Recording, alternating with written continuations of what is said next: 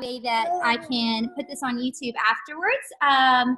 But good morning, everyone, and welcome to our weekly upLift Tribe team call. We've got lots of people on here this morning, so I think we've got 12 people on here right now, which is awesome. So it's so exciting to see everyone on here. Yes, exactly. And just to see all the new faces and all the babies. And if you guys are anything like me, your morning has consisted of changing a dirty diaper right before jumping in here so I can still smell it. But this is real life, and this is what these team calls are about. So if you're a new coach on here, we host team calls every week, and from time to time we get to have really awesome special guests like Lindsay. So Lindsay and I stalked Lindsay for a really long time. I literally, I think like maybe we've been friends on Instagram for like 4 years. I mean, since I started this business, she has an Instagram. It includes faith and fitness as well. It's in the name. So she and I just had kind of like always kind of had kindred spirits. And then met at Summit last year, randomly saw her in the bathroom or something, somewhere along on the way to the bathroom. And got to meet her in person. And then we both were at the Narrow conference, which She Works His Way does every October. If you didn't go last year, you should join us this year because it's an amazing conference. On top of that, it's in beautiful Asheville, North Carolina. So anyways, got to see Lindsay there. We started talking and we just realized like we are so on the same page in our businesses. Lindsay has been crazy successful at this business, y'all. She's a registered nurse who quit her job as a registered nurse because her Beachbody business was killing it, and she got to pursue her dream of being a stay-at-home mom, and she'll dive into this more. But Lindsay has been or is a 6-star diamond coach, and so that means that she has 6 diamonds underneath of her. Last year, she was an elite coach. And her upline is Kelsey Shackley, who a lot of you may follow. And then above that, Janelle Summers. So I'm just so excited about today's call because Lindsay has so much wisdom, and I just feel like me and her I've loved getting to know her. So I know that you guys are going to love her as well. So Lindsay, I'll let you take it away. Sorry that was a long intro, but so much amazing to say about you. So. Oh my gosh. Thank you so much. That's so kind of you. And I just feel honored to be able to come talk with you guys. And like Caroline said, like I stalked her forever. So whatever, we're stalking each other. So I'm just excited to come talk with you guys. Thank you, Caroline and Patrice, for having me on here. So I'm going to just jump in and kind of let you know my story a little bit first, see if some of you relate to where I was when I started. And I've been a coach. It'll be 5 years in April, which I don't even know how that happened. But I started, first of all, I'm a wife to Jane. We've been married almost 9 years. And I have 3 kids. So Evan is 7, Emmeline's 5, and Owen is 18 months. When my middle child was 5 months old, I was at that point where I was like, okay, it's time for me to start actually taking care of myself, not use the excuse of being postpartum and breastfeeding. So I need all the food. Which you do, you need the food. But I was not taking care of myself. I wasn't working out. I was not eating well. And I literally thought to myself, like, maybe I'm going to try Weight Watchers or just something to give me this option. About that time, I saw this post on Instagram from my coach, and she was talking about a challenge group. And I was like, I don't know what this is, but I'm in. I need the support. I need the help. And so she got me started with Turbo Fire, which was my first program, drinking Shakeology. And within the first month, I was like, I've never felt this good in my life. Like, what's going on? I didn't even know how bad I was feeling until I started feeling good, having energy. And it was just one of those things that I was like, this is good stuff. And so I had a friend reach out to me. She's like, oh, hey, what are you doing? I want to do it with you. I was like, let me ask my coach if you can join me. And so I was asking Kelsey, I'm like, okay, I have a friend. Can she join in our next group? And she's like, have you ever considered doing this? And honestly, I hadn't. And at that moment, I was like, oh my goodness. Maybe this is something I could do, because I was feeling a little convicted in living in my own bubble. I was first and foremost taking care of my family, which was my number one priority, but I was like, I feel like I'm called to step out and do something more. And I had considered volunteering at the Pregnancy Crisis Center in our town and a few things that just seemed like a good idea, but I would have had to get childcare and I would have had to be away from the home. And I was like, you know what, maybe I can do this. So I signed up because I was like, I first of all want my Shakeology cheaper. Like that's how it started. And then I thought, you know what, this could be something. So I ran my first challenge group, I think the month after I did mine, and it had me, my mom, my friend, and my mom's friend. So there were 4 of us total. And it kind of just went from there, and I just slowly started learning the business. I didn't like explode right away. I was super nervous. I had so many hesitations. I was very self-conscious, like posting on social media, and very kind of in my head, like worried about what people were thinking. And I got a lot of pushback at work from people just making comments like, you know, oh, you're doing healthy stuff now, or you're always being positive. And at the time, it hurt my feelings, and I cried.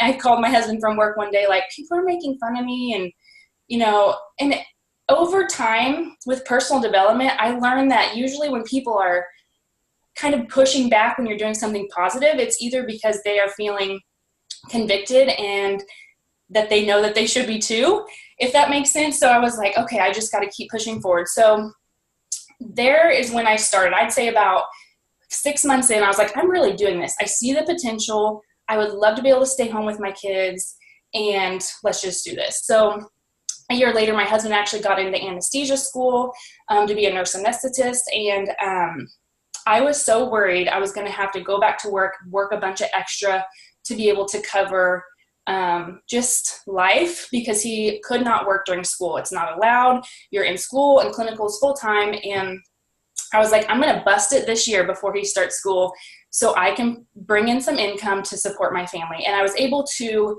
stay with my main hours at work, not pick up extra for a while, and then eventually left my job while he was still in school. So I've been in, nurse.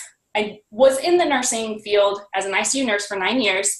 And 3 years into my business is about the time that I was able to leave my job and be home. So it's been 2 years since I've been home doing this full time, technically just part-time hours though. And so I'm going to share with you guys how I have done that. I'm first going to kind of tell you just some systems and processes that I use right now, and then give you my tips on how I did this while I was still working 12-hour shifts at the hospital. So one of the biggest things that has helped me really be organized in my week, because life's crazy. Y'all know, especially if you have kids, like there's just stuff going on all the time, and adding in a business on top of that, it's hard. Like let's not deny the obvious. It's hard. But the thing that has helped me the most is a brain dump. And I don't know if any of you listen to Shalene Johnson, but this is something I learned from her a while back. So on Sunday night, this could be different for you depending on your schedule. If you're working weekends at the hospital, or if you have crazy weekends, maybe that doesn't work. Maybe it's a Monday morning thing, but make this work for your lifestyle. But I do a brain dump, and all that is I get a piece of paper and I write down what's going on in the week. So that includes, I honestly say when I'm getting my workouts in, because I have to schedule it in. My personal development time, when is that happening? When are my actual work hours for my business? When do I have appointments this week? When do I have calls? When do my kids have stuff at school? And I just vomit it all over this paper, because if it's out of your head, it's not jumbled in there and making you feel overwhelmed. Because what I feel, or used to feel going into a week, was like, oh my gosh, this is overwhelming. I have so much to do, and it would just cause anxiety. So if you can get it out on a piece of paper and see, okay, this is what has to be done, it's there. So then what I do is kind of, you know, if you have a planner or whatever, I use my phone a lot, my calendar, and I put alarms in my phone, because guys, I'm a hot mess.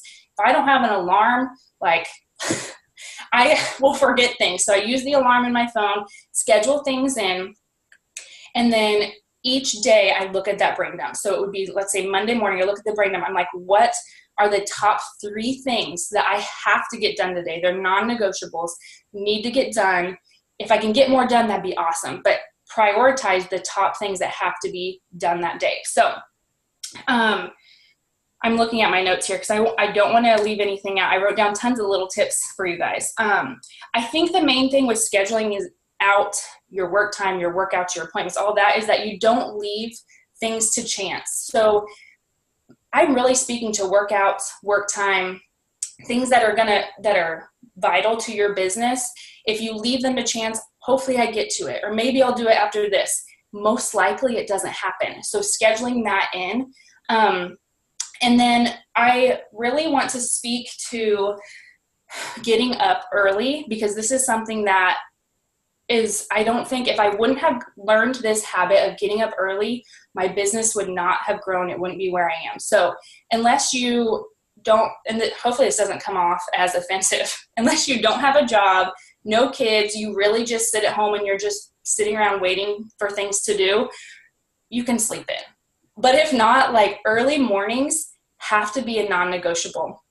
Now, sleep is important, so you have to be diligent and try and get to bed at night, but early mornings is when I set the tone for my day. It's when I can get started and get things done without the distractions of my children, and where I really feel like I can just make things happen in a way where I want them to go. So this is kind of my morning routine that I want to share with you guys, because I feel like I can fit a lot of stuff in that first hour of the day. So I get up early and I make either coffee or Energize. I mean, those things are life for me as a mom and getting up early.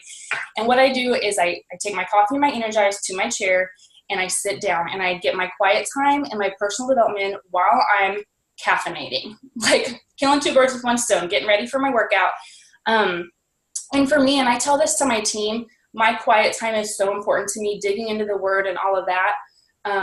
But yes, Jesus gives us everything we need, but I do believe you need to do personal development on top of your quiet time.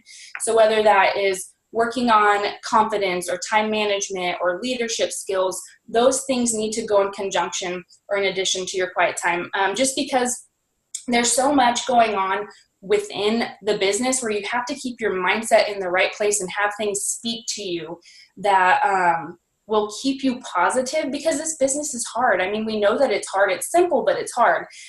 So then if I don't have time to get in my personal development on top of my quiet time while I'm energizing, when I go down to my workout, this is another thing that helps.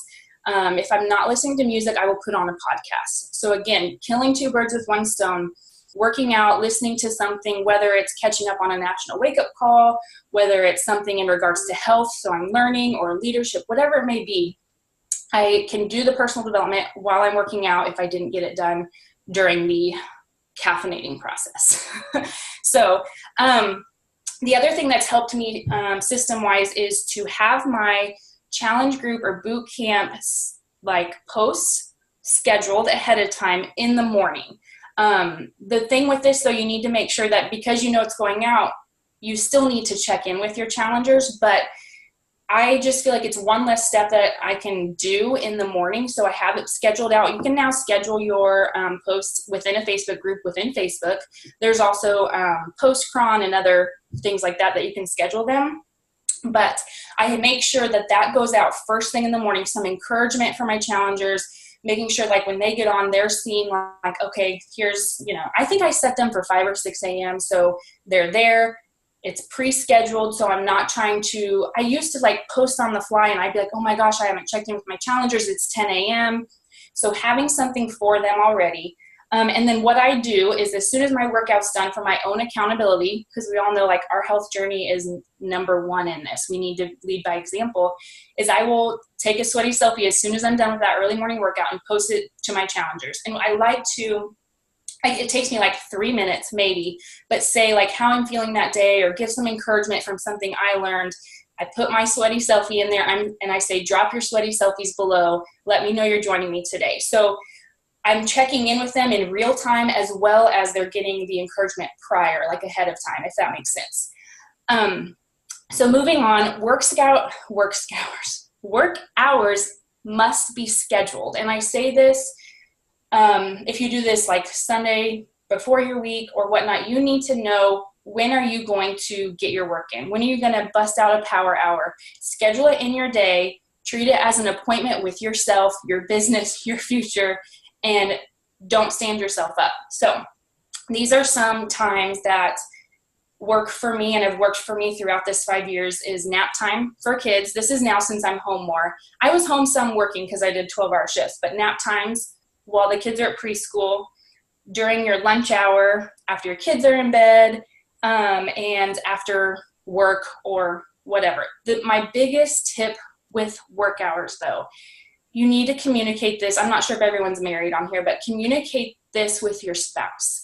The biggest thing with new coaches, when you're starting this business and you're excited and you're working, we tend to, not that we're putting our spouse aside, but we, I gotta work. And they sometimes can feel neglected. So I tell my coaches, you have to talk with your spouse. Tell them why you're doing this. Ask them, I need an hour at this time during the day, and then I can focus on family, but can you help me out? And just explain why you're doing it. And I know it's hard if your spouse isn't on board yet, and this could be a whole nother topic, but my best advice is to just never push it on them. Never try to like resent them for not supporting you, but to pray through it and just show example that you are doing this and that you show up for your work hours. So you are not showing up and doing nothing and you're not proving anything to your spouse that you're making something of this, if that makes sense. That was kind of all over the place, but you need to communicate with your spouse first and foremost through all of this about your work hours, and make sure you're not putting them on the back burner, but they just know what's going on and why you're doing it. So once you have that time that you have your work hours set, I think I also learned this from Chalene Johnson, but she says to build a fortress around your focus. So when you have that time set, these are my tips that I give to my coaches too, is like, if you're sitting down and you're going to bust out a power hour, even if it's 15 minutes that you have, you first need to put your phone on airplane mode. Or do not disturb, because there's options. Like if you're like, I need to be able to have someone call me if my kids need me or my husband, go on do not disturb so you're not getting text dings and all of that. Maybe calls can still come through, but put that phone on do not disturb. Clear your workspace. Like, I'm bad about this. If you guys could see my workspace, there are papers and there's books, but I always know I focus better if I have a clear workspace with my tracking system, my pen and paper, and my to-do list and my computer. Your mind is free to just do it. And then tackle those top priorities first. So looking at your to-do list, what do I need to get done? If you're doing a power hour, make sure you're doing the things that you don't want to do, but you know need to be done. Do those first. Eat That Frog is a great book by, I think it's Brian Tracy, but just telling you to tackle those things you don't like. So if inviting scares the crap out of you, get those invites out of the way first. Get those new messages out of the way first. And then scrolling social media is not working, okay? So this is something that I feel like I even have to train my brain when I sit down, like, okay, I'm not scrolling Facebook. Like, I get so distracted, like, oh, look how cute she is and her, that 2-year-old birthday party. And like, then I go to that person's cousin's page and then their mom and then somebody, So anyway, scrolling social media is not work at all. You have to go in with the intent of, this is my work hour. I'm not looking for ideas. I'm not looking, that you can do in some downtime. But going to other coaches' pages and looking for inspiration, that's not your work time. Your work time needs to be action items. So the next thing in regards to work hours, and this was kind of hard for me at first, but it is okay to ask for help. And I'm not saying like you need to hire someone, but whether it is your spouse, your mom, your in-law, your sister, your neighbor, don't feel bad about asking for help. And some advice that I get to some people, they're like, well, I can't pay a babysitter right now, or I don't have family in town. But if you can think of someone, in your community that maybe they have kids too, and you're like, hey, I would love to take your kids for a few hours so you can get some stuff done around the house, and then swap the favor. They take your kids and you have a little bit of time. And then it's not money out of your pocket, but you're helping another mom as well. So those are just a few tips that I feel like are good in getting help without having to necessarily pay somebody. The other thing is, if you have a gym membership, I know a lot of us work out at home, but some people use the gym still. Most gyms have Wi-Fi, and you can get in a quick half-hour workout and use an hour to bust out some work while your kids are playing with other kids. I have some coaches that have done that. And then if there's anyone, like some young kids in your church that are looking for a little bit of, their first job, and you just want them to come over while you're home and play with your kids, it's okay to do that. And I think I struggled with some guilt of, okay, I'm a stay-at-home mom now. Why would I pay someone to watch my kids? But it's also, like, how can I expect to build a business and not feel the tension of trying to be mom and working at the same time? Like, you have to have some, differentiating, that wasn't maybe the right word. You have to have separate times so there's not that tension of feeling pulled while you're trying to work. And it's okay to get help. And the thing now I realize, like, I'm home, I can work whenever I want, and I can have, my mom come over and help with the kids. When I was working 12-hour shifts, I had no control over my schedule. So that's kind of the difference now, being able to work from home. So the thing too that I say, schedule your work hours. For me, sometimes I'm relying on nap time, super unpredictable. So it's kind of been that thing in my head. I'm like, okay, if this doesn't happen during nap time, I'm going to have to sacrifice something later. Now, this is your own priorities, but for me, and I communicate this with my husband, I'm like, hey, Owen did not nap today. I'm going to need 30 minutes tonight after the kids go to bed. And just want to, heads up, I'm not ignoring you. And he's like, oh yeah, that's totally fine. But I'm like, my work, that was a non-negotiable, didn't get done in my work hours. So it's going to get done tonight. And I will tell you, I get the kids to bed and I'm like, I don't want to work. I'm done. Like, I don't feel like pouring into people right now. That's just the honest truth. Once you've been a mom all day and a wife, you're like, I'm done. But usually if I sit down and get into my inbox or whatever I need to do to close up the day, I feel rejuvenated. And I know that I'm helping people, and it usually gets me through. And sometimes you just got to show up when you don't want to. It's tough love, but you just have to. And it has to be consistent over time, because if you are doing it a little bit here and then you take a month off and then you start again, you're just constantly going to be going uphill because it hasn't been consistent. And I say over time because this business takes time, because it's a relationship business. We are pouring into other people. We're getting to know them. They're building trust. We can't just expect to make sales and things just happen with people we don't know. And it's just not like that. It's not that easy. The steps are simple, but it's so easy to not do the steps. And that's why I think a lot of people fall off, is it's easy to just not do it and say, I'll start when this happens, or I'll start back up when I'm not so busy. And it just doesn't work that way. You have to show up consistently over time. And really, the only way your business will grow is if you're showing up even when you don't want to.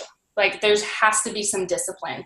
Life's going to happen. Kids are going to get sick. Family members, someone might pass away. Life still happens, and there is time to take time to prioritize your family, and that's okay. That's needed, but just be mindful of how much time you're stepping away from your business. This is a business. It's not a hobby. Some of you might be doing it as a hobby, and that's wonderful. But if you are building this for a business, for income, for your family, you have to show up like it's a business. So I want to speak a little bit to how I did this while I was still working 12-hour shifts at the hospital, because the first 3 years of my business, that's how I did it. As a 12-hour shifter nurse, you do have a few days off during the week, so it's a little bit different than like a 9 to 5 where you're working Monday through Friday, but I still think some of these tips will help. I still did early morning workouts, but not every day that I worked 12-hour shifts. So I would pick 1 or 2 days out of those 3 days that I was going to get up like at the butt crack of dawn. I think there's kids. Sorry if no one likes the BUTT.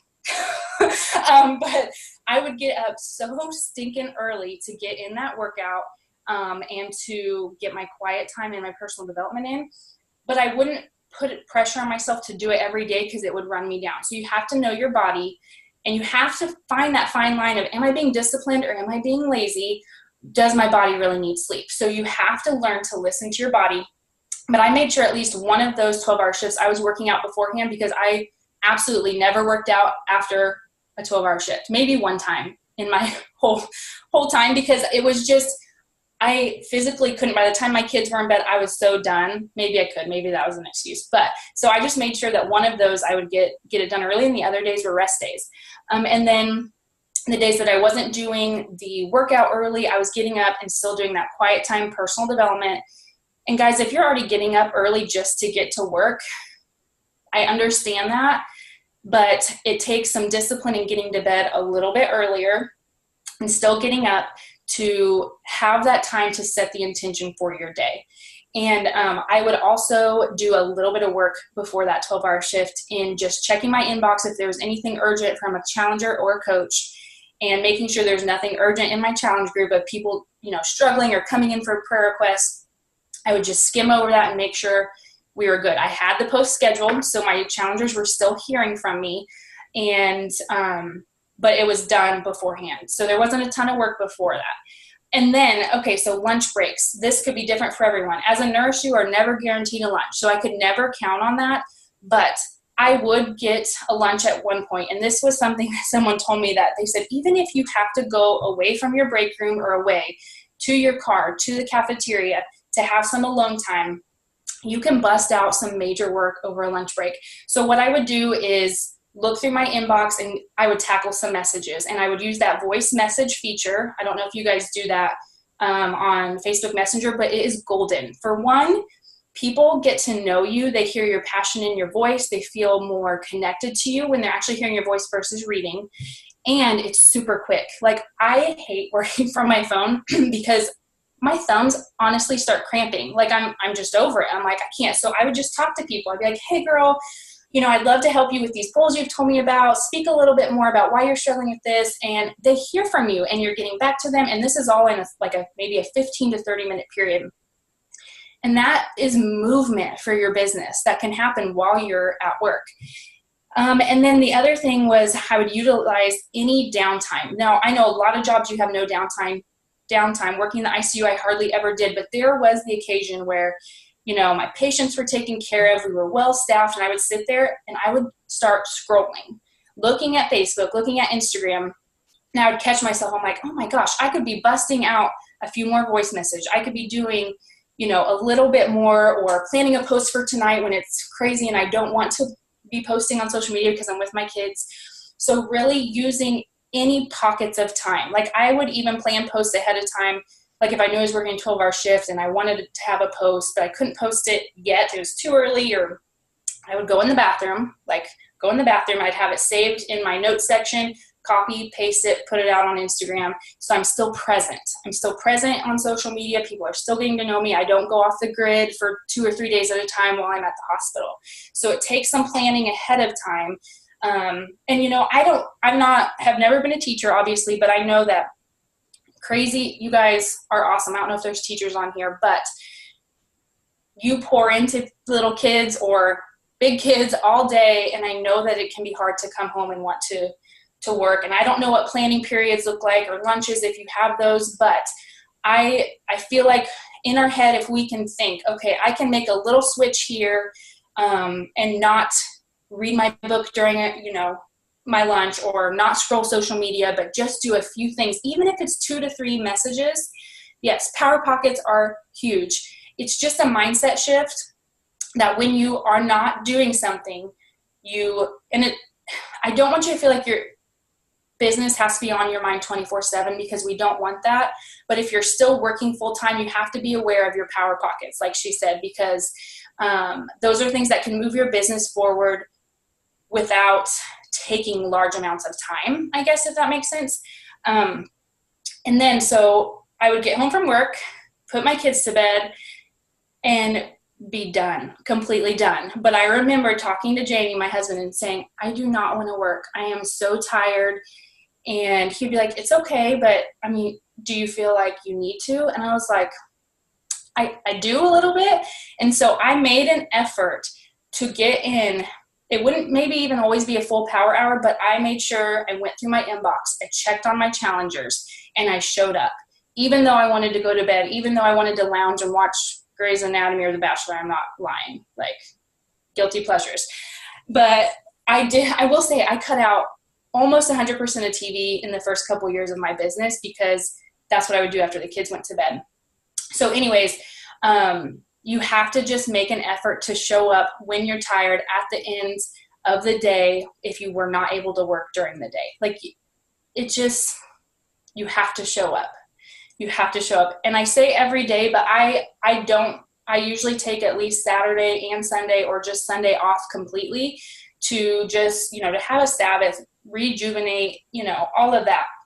So that is a personal priority, how many days a week you work, but I still try and show up nearly every day. So the thing I tell my coaches when you don't want to work, because there's going to be days you don't want to, you have to remind yourself, why are you doing this? Why are you here? Why do you want to bring in an income? Is it to pay off some debt, to relieve some pressure on your shoulders, to stay home with your kids, to help your husband quit his second job? You have to remind yourself, why am I doing this? Why should I show up right now? Why should I do this when I'm tired? And if you keep that in the forefront of your mind, it helps you push through when you don't want to. So the thing that I like to, I don't want to say preach, but I talk about mass action days, where this is more when I was working, and still now, because kids and life happen, where my day has gone by and nothing's happened in my business, and I do the bare minimum, and then I'm like, I know I have some extra time on this day. So this might be your days off work. This might be your Saturday if you work Monday through Friday. But on your mass action days, these are the things that I like to do. So this is stuff like scheduling your challenge group posts, follow-up blitzes. So following up with people who you've talked to in the past, and maybe the conversation, they didn't get back to you or something. It's following up, creating content, planning ahead to your next month, knowing when your next groups are going to be, so you know when to start posting about them.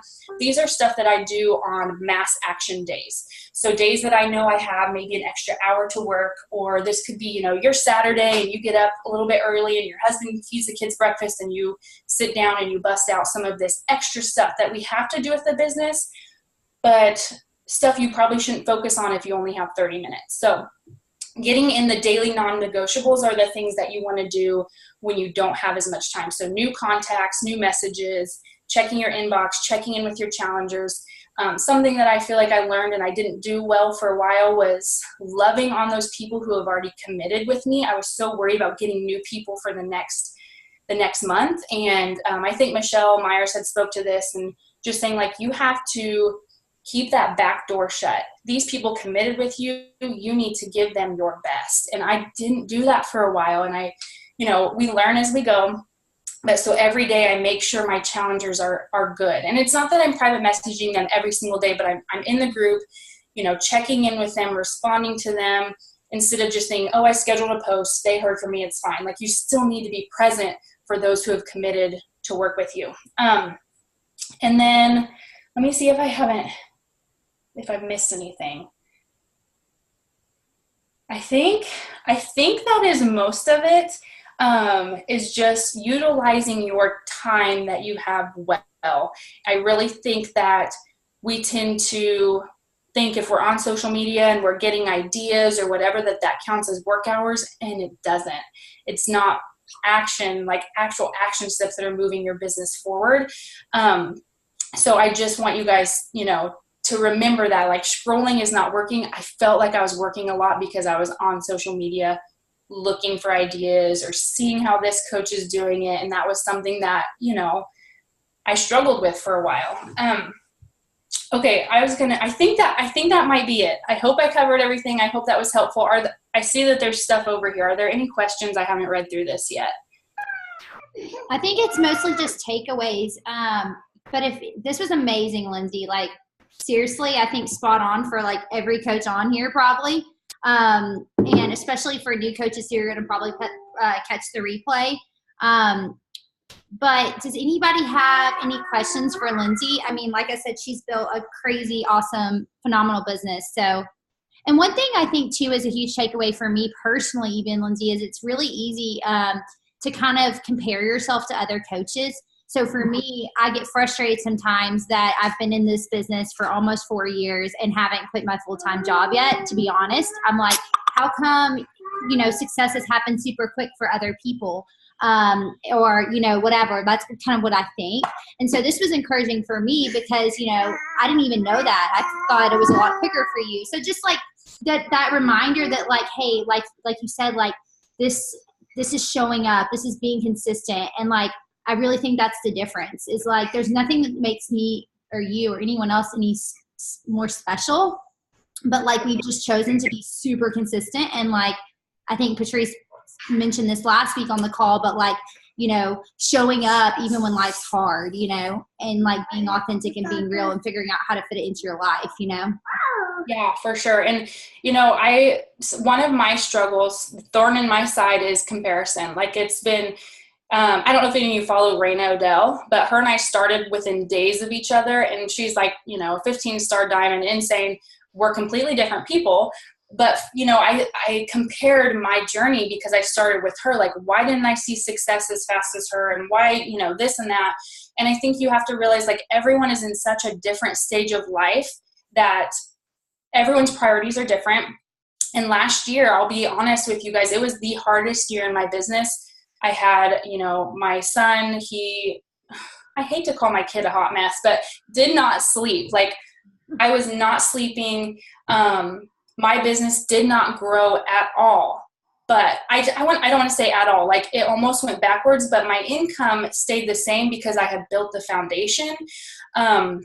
So like Caroline had said, like, my lifetime rank is a 6-star diamond, but I'm not that anymore. And rank isn't everything. And that's one thing I want to tell you guys, because people will come and go in your business, and all you can control is you. And that's the mindset I took on ending last year, going into this year. Like, all I can do is me. All I can help is those people who want it.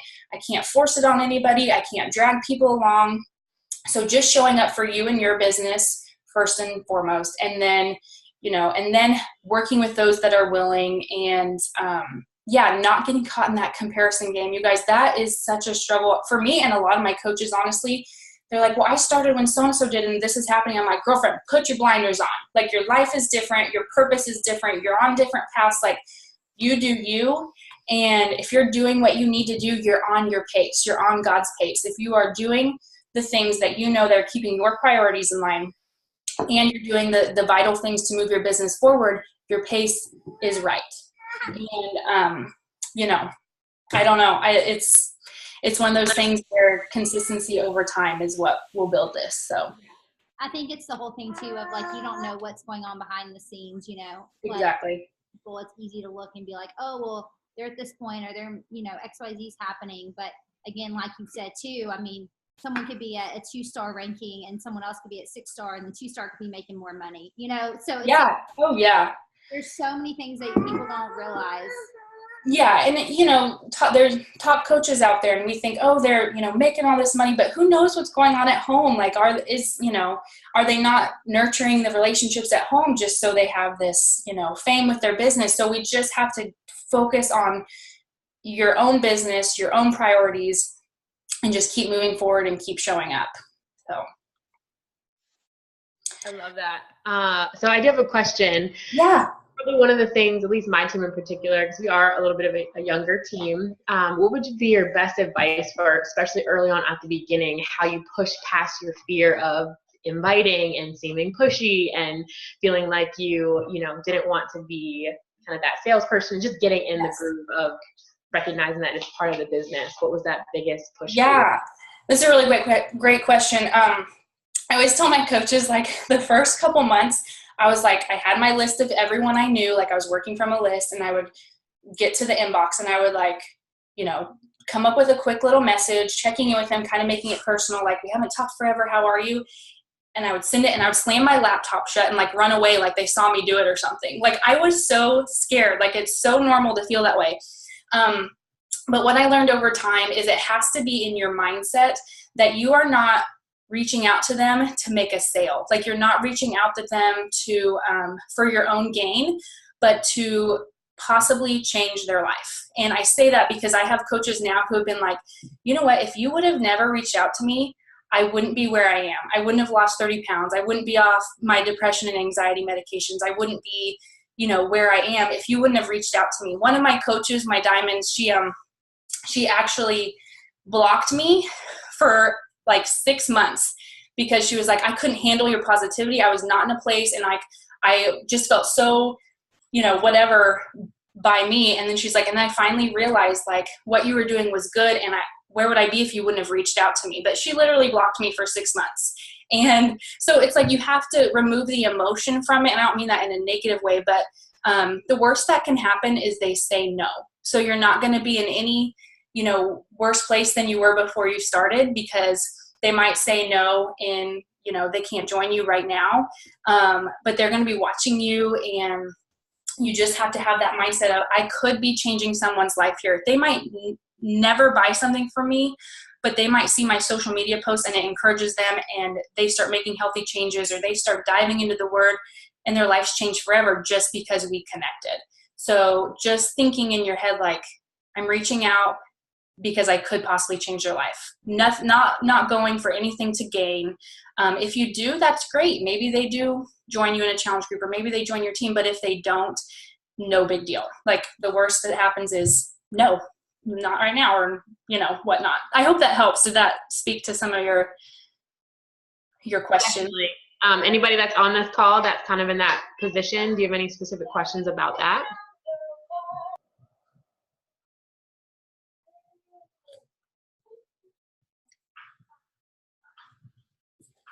Awesome. Any other questions from anybody? Was this helpful? Well, what I tell my new coaches is, if you don't ask, it's already no. I know we've heard it. A lot of us have heard that already, but it's true. Like, if you don't ask, then they can't say yes. If you ask, they might say no, but at least you're in their mind, and then maybe they'll be like, hey, remember you asked me this question like 3 months ago? Yes, that's so true. And I think too, like, we can't count anybody out. There were so many people that I never messaged in the beginning because I was afraid, like, oh, they're already into fitness, or I was so intimidated by them.